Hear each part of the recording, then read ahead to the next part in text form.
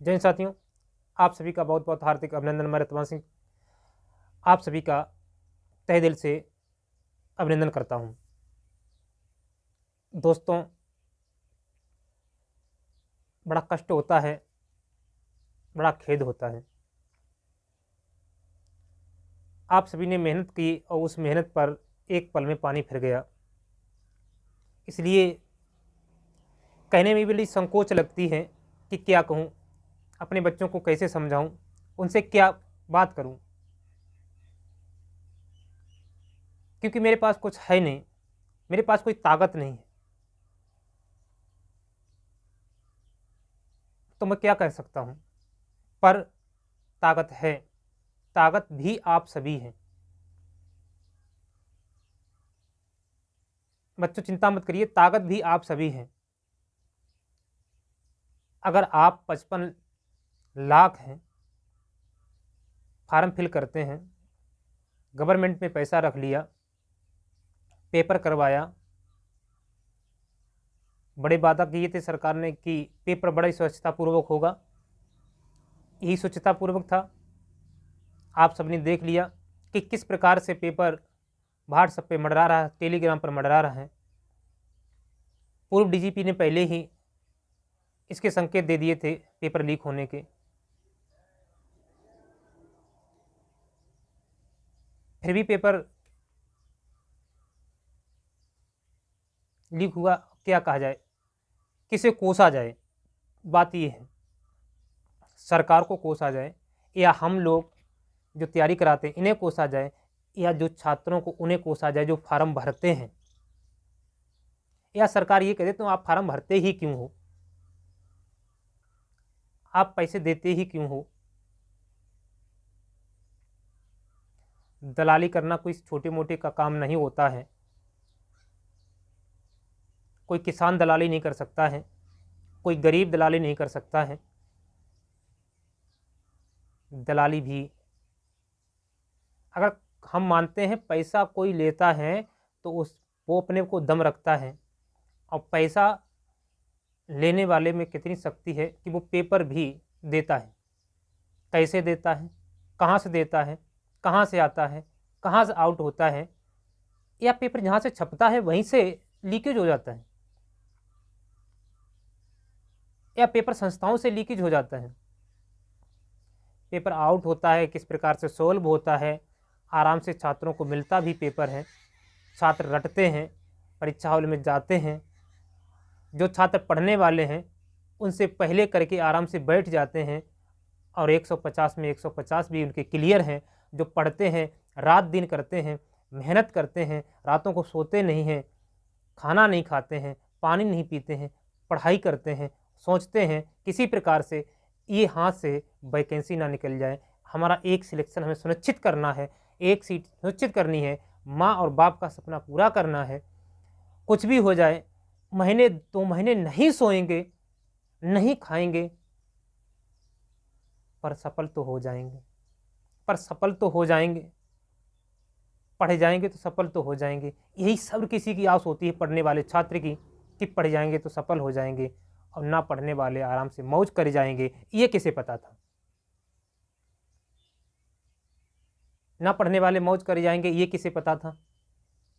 वो हमसे आगे निखर जाएंगे, हम जहाँ हैं थे वहाँ रह जाएंगे। कि हक नहीं उन छात्रों को, गरीब छात्रों को, गरीब बच्चों को, गरीब बच्चियों का।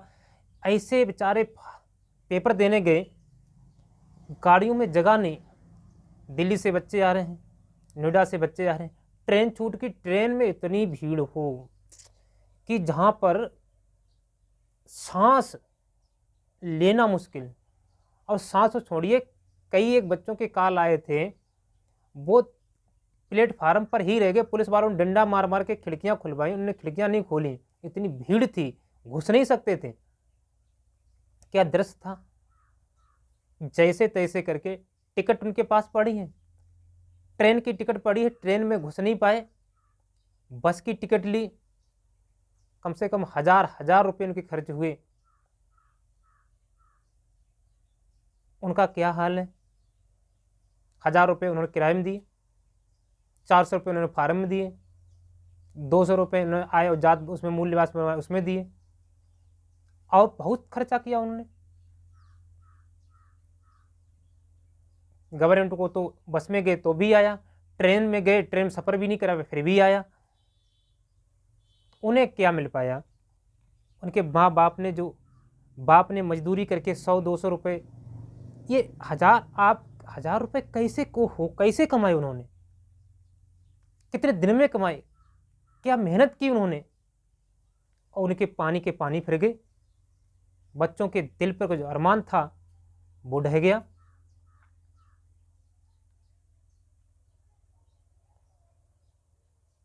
चिंता मत करो,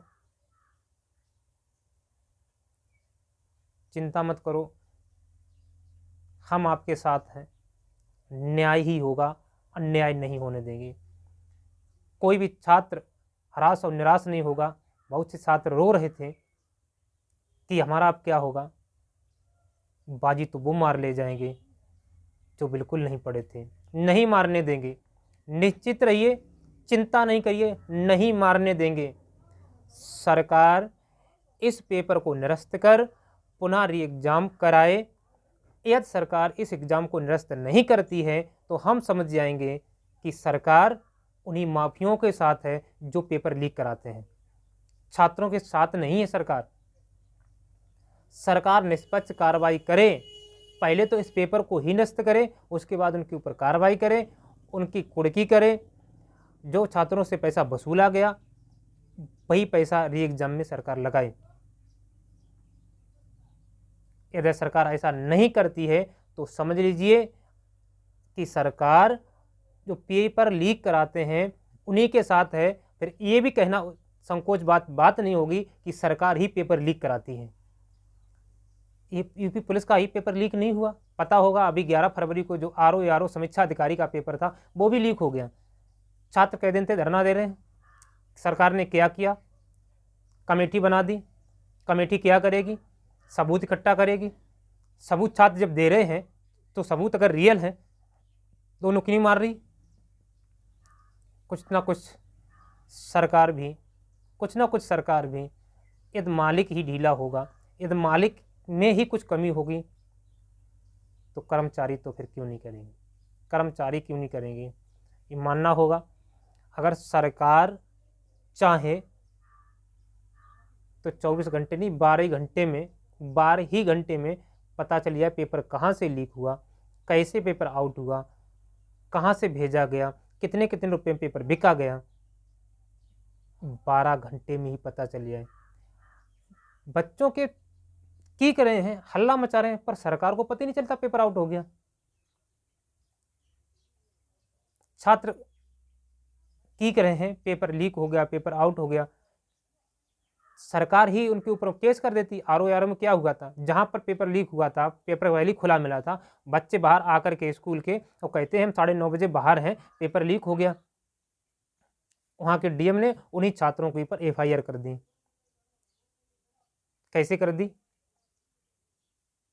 उस डीएम का क्या किया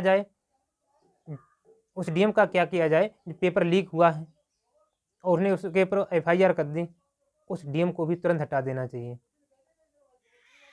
आपने बिना चेक किए उनके ऊपर एफआईआर कर दी। अगर रियल था तो एफआईआर कैसे कर दी?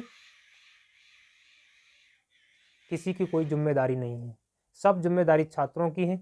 अगर हम लोग आवाज़ उठाएंगे, आप लोग हमारे ऊपर एफआईआर कर देंगे, पकड़ के जेल में डाल देंगे। मतलब गलत हो उसे होने दीजिए, गलत को गलत नहीं कहिए, लेकिन ऐसा अब नहीं होगा। बहुत कुछ हो चुका है। बच्चों का हक नहीं मारने देंगे। निश्चिंत ही हम इस पर निश्चित रहिए, कोई भी हरासा और निराशा नहीं। आप मानिए हम आपके साथ हैं। ये पेपर पुनः होगा और ये पेपर पुनः होगा। गवर्नमेंट निश्चित ही इस पर ध्यान देगी, क्योंकि सरकार सही है और ये लॉ एंड ऑर्डर का काम करेगी। आप कोई भी छात्र निराश नहीं होगा, हताश नहीं होगा। मिलते हैं अगले वीडियो में, जो इसकी सूचना आएगी आप लोगों तक हम पहुंचा देंगे। ट्रेंड करिए, ऑनलाइन ट्रेंड करिए सभी लोग मिल कर के, और सरकार अब निश्चित ही सुनेगी। मिलते हैं अगली वीडियो में, तब तक के लिए जय हिंद जय भारत।